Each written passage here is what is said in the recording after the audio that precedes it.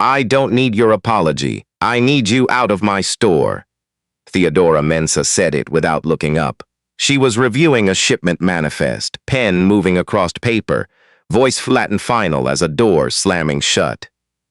The woman standing on the other side of the counter, the one who had just apologized, was Zuri. And Zuri had not done anything wrong. Let me tell you something about Zuri Osei-Bonsu. She was 29 years old, Ghanaian Canadian, born in Kumasi, and raised in Brampton, Ontario. Her mother used to say she came out of the womb already trying to help somebody. As a little girl, she would bring home stray cats, lost children from the neighborhood, once even a very confused elderly man who had walked 3 blocks from the senior's home in his slippers. Her mother would open the door, look at whoever Zuri had brought home, and say, "Hey, what have you found now?" Zuri worked at Mensah Fine Textiles, a luxury fabric boutique in one of those renovated heritage buildings in downtown Mississauga. The kind of store where the lighting is warm and low, where bolts of Ankara and silk and hand-dyed kente sit on shelves like they are waiting for someone important. It was a beautiful place. Zuri had loved it when she first walked in for her interview 3 years ago. She still loved it. Even now, even after everything. Theodora Mensah owned it. Built it from nothing, she liked to say, though people who had known her for a long time said that was not entirely accurate. Her late husband's family had helped with the first location, but Theodora did not like that version of the story, so she told her own one instead, and eventually, people stopped correcting her. Theodora was 61, sharp-dressed, with the posture of someone who had decided long ago that she would never slouch again. She wore her graying hair natural, close-cropped, and her jewelry was always gold. She ran her store the way a general runs a campaign, with strategy, with impatience, and with very little room for anyone who moved slower than she did. Zuri moved deliberately, carefully. She was the kind of person who checked twice, who remembered what a client had ordered 8 months ago, who noticed when a bolt of fabric had been misfiled and fixed it without being asked. In any reasonable workplace, she would have been exactly what a manager hoped for. Theodora did not see it that way. To Theodora, Zuri's carefulness looked like slowness. Her quietness looked like sullenness. And her habit of gently correcting errors, the price tag that was wrong, the invoice that didn't match, looked, to Theodora, like challenge. She thinks she knows better, Theodora had told her store manager, Paulette, once. You can see it in her face. Paulette had said nothing because Paulette had worked for Theodora for 11 years and knew when to say nothing. The trouble started on a Thursday in late October. A client came in. A woman named Mrs. Asante Frimpong, elegant in her mid-50s, planning her daughter's traditional wedding. She had been coming to Mensah Fine Textiles for years, and she always asked for Zuri. Not because Zuri was the most senior staff member, because Zuri remembered things. She remembered that Mrs. Asante Frimpong's daughter, Abina, had been talked about since she was small. She remembered that the family colors were deep indigo and gold. She remembered that Mrs. Asante Frimpong had a sensitivity to synthetic fibers and needed to check the blend on anything she was considering. So when Mrs. Asante Frimpong came in that Thursday and pointed to a bolt of what was labeled as pure silk, Zuri looked at it, ran her fingers across it, and quietly said, "Let me just double-check the tag for you." She checked. It was a silk polyester blend. Mislabeled, probably an honest error, possibly not. Either way, it would have caused a problem for Mrs. Asante Frimpong, and it would have caused a far worse problem for Theodora, legally, if the client had purchased it under false pretenses. Zuri pulled the bolt, apologized to Mrs. Asante Frimpong, found her the correct fabric, and the sale went through. The client left happy. She even sent a message to the store that evening. "Please tell Zuri she is a gem." Theodora read that message. What she chose to focus on was not the compliment. What she chose to focus on was that Zuri had pulled a bolt off the shelf, her shelf, without checking with Theodora first. That Zuri had implied, however quietly, that something in Theodora's store was wrong. She called Zuri into the back the next morning. "You embarrassed me," Theodora said. Zuri blinked. "Mrs. Mensah, the fabric was mislabeled. I was protecting the store from. I did not ask you to protect anything. I asked you to serve customers and follow procedure. If there is a problem with merchandise, you come to me. You do not make decisions on your own. I understand. But the client was right there, and... Are you explaining yourself to me right now?" Zuri stopped. Theodora looked at her for a long moment. "You've always had this problem," she said. "From the beginning, you think because customers like you, that means something. It doesn't. This is my store. My name is on that door, and I will not have a junior staff member making calls that are above her." Zuri said nothing. She had learned, over 3 years, that saying nothing was sometimes the only safe choice. The real breaking point came 6 weeks later, in December, 2 weeks before Christmas. The store was preparing for a large order. A Ghanaian-Canadian Community Association had commissioned fabric for their annual gala, 300 meters total, specific colors, specific weaves. It was the biggest single order the store had ever taken. Theodora had handled the negotiation personally. The fabric arrived on a Wednesday. Zuri was the one who received the shipment, checked it against the order sheet, and found a discrepancy. 2 of the colorways were wrong. A rich burgundy had come in as a reddish brown, and the cant border pattern on one bolt was completely different from what the client had approved. She brought it to Theodora immediately. Theodora looked at the fabrics, looked at the order sheet. Then she looked at Zuri. "It's fine," she said. Zuri paused. "Mrs. Mensah, the client approved a specific color. The reference number is right here on the sheet. This burgundy doesn't match. If we deliver this, I said it's fine." Theodora's voice had dropped to something very quiet and very hard. "The difference is minimal. The client won't notice, but what if they do? Then we address it then." Theodora took the order sheet from Zuri's hand. "Send the confirmation to the supplier that the shipment has been accepted." Zuri stood there for a moment. This was not a small thing. This was a $14,000 order for a community event with 300 guests. If the colors were wrong, people would notice. The client would notice. And the client would have every right to refuse the order and demand a refund that at this point the store would struggle to cover. "Mrs. Mensah," Zuri said carefully, "I think we should call the supplier and ask for a replacement. The lead time is still long enough. Are you refusing a direct instruction? I'm asking you to reconsider." The silence that followed was the kind that has weight to it. "Send the confirmation," Theodora said, "or don't. But if you don't, you can leave the keys on the counter on your way out." Now, I want you to sit with what Zuri was feeling in that moment, because I don't think it gets talked about enough. She had a rent payment coming up in 11 days. She had a younger brother, Kwame, who was in his 2nd year at Ryerson, and whose part-time hours had just been cut. She had a mother back in Brampton, who had recently been diagnosed with type 2 diabetes, and was still trying to figure out the medication costs. Zuri was not a woman who could afford to walk out of a job 2 weeks before Christmas. She knew all of that. And she still said, "I won't send a false confirmation. I'm sorry." She put the keys on the counter herself. Theodora did not say another word. She turned and walked into her office and closed the door.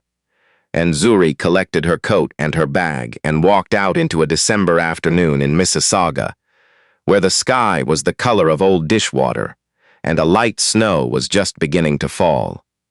She did not cry until she got to her car. The next 2 months were hard in ways that are difficult to describe to someone who has not lived them. She applied everywhere: retail, hospitality, administrative work, anything she was qualified for, and some things she had to stretch for. The job market in December and January is not kind. Companies are not hiring. They are finishing their fiscal years and holding their breath. She got 3 interviews in 7 weeks. No offers. She picked up shifts at a bakery in Etobicoke. Not the worst thing, she told herself, because at least she came home smelling like cardamom and butter. She helped her neighbor, an older Jamaican woman named Miss Hyacinth, with grocery shopping twice a week. She applied for EI and waited. She did not tell her mother the full truth for almost 3 weeks. When she finally did, her mother was quiet for a long time, and then she said, "Zuri, come home for Sunday." She went home for Sunday. There was jollof rice and fried plantain, and her mother's hands patting her face the way they had when she was small. "You did right," her mother said. "Even if it doesn't feel like it yet, you did right." In January, Theodora's store sent the fabric to the community association. The client noticed immediately. What followed was not pleasant. The association's events director called the store, then emailed, then called again. The colors were visibly wrong. Anyone standing in the room could see it. The event was in 3 weeks. There was no time to reorder. The association was asking for a partial refund and a formal apology, and they were consulting a lawyer about whether the misrepresentation of the merchandise constituted fraud under Ontario Consumer Protection Law.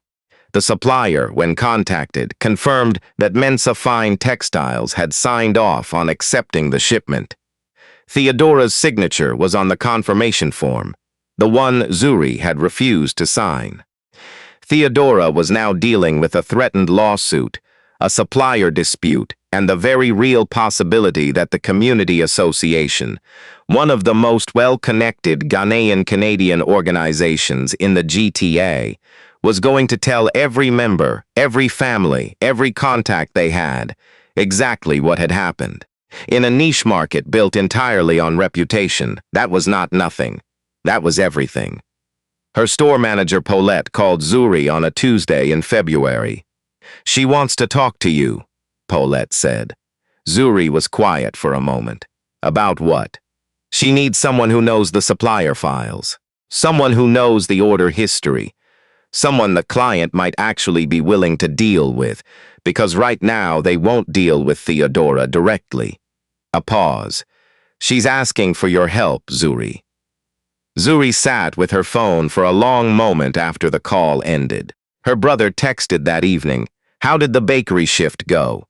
She wrote back, "Fine, long day. How's the assignment coming?" She did not mention the call.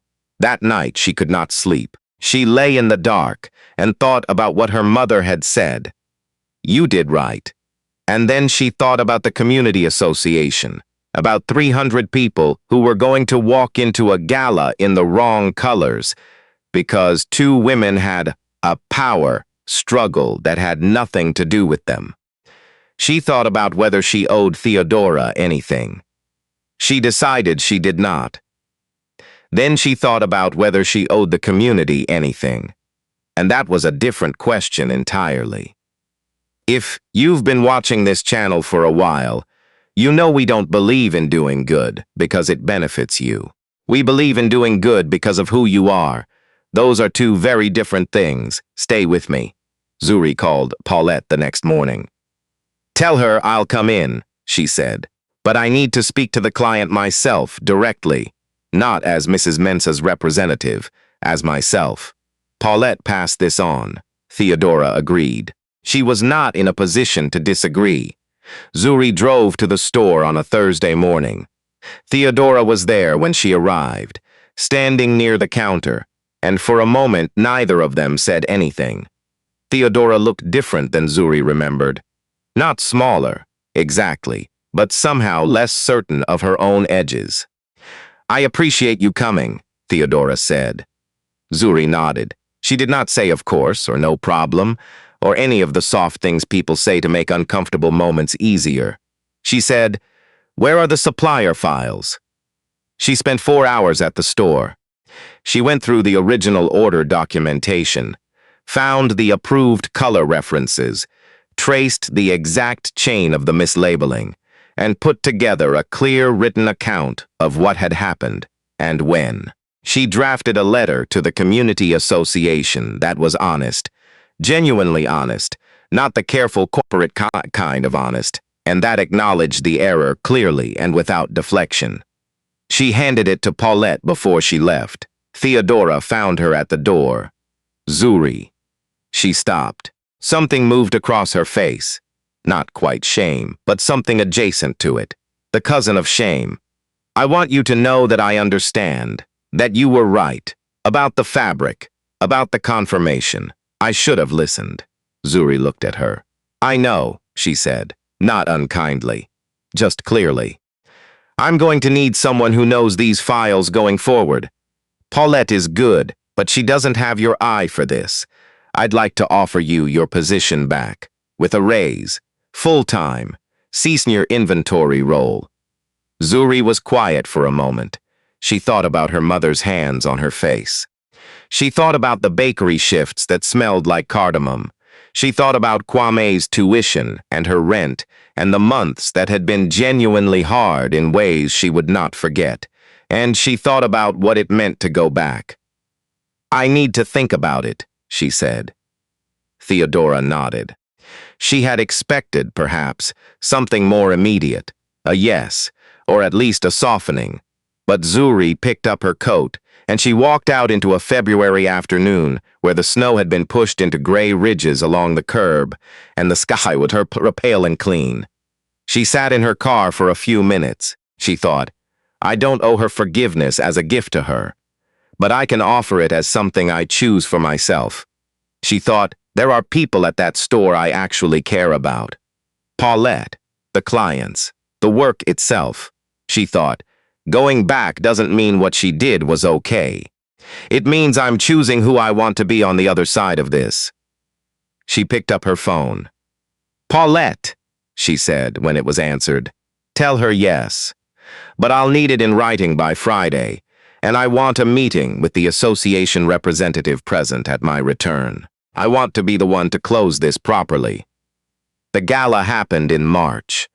The association found an alternative supplier, a smaller one Zuri had actually recommended to them directly, and the replacement fabric arrived in time. The colors were right. The event went ahead. 300 people walked into that hall and everything was as it should have been. Zuri was not there. But she heard about it from Paulette, who had heard about it from Mrs. Asante Frimpong, who had a cousin on the events committee. "Tell her we remember," Mrs. Asante Frimpong said. The lawsuit was dropped. The store's reputation, while bruised, survived. Theodora did not thank Zuri again in words. That was not her way. But she stopped interrupting her. She stopped overriding her. She started, in her own halting fashion, to listen. It was not a transformation. People like Theodora do not transform easily or quickly. But it was a beginning. And sometimes a beginning is enough. Zuri kept the job. She also kept the bakery shift on Saturdays, because she had come to love the early mornings, the flour on her hands, the small, reliable pleasure of something rising exactly as it should. Her brother graduated 2 years later. Her mother's medication got sorted out. And Zuri, somewhere between the December, she walked out into the snow, and the March the gala went right, had learned something about herself that no one could take back. She was not someone who bent to keep the peace. She was someone who held her ground and chose deliberately, with full knowledge of the cost, what kind of person she wanted to be. There is a difference between those two things. A world of difference. Before you go, I want to ask you something, and I want you to think about it honestly. If you were Zuri, would you have gone back? Not for the money, not for the pressure, but truly as a choice. Drop it in the comments. And if this story sat with you the way it sat with me, Share it with someone who needs to hear it today. We'll see you next time.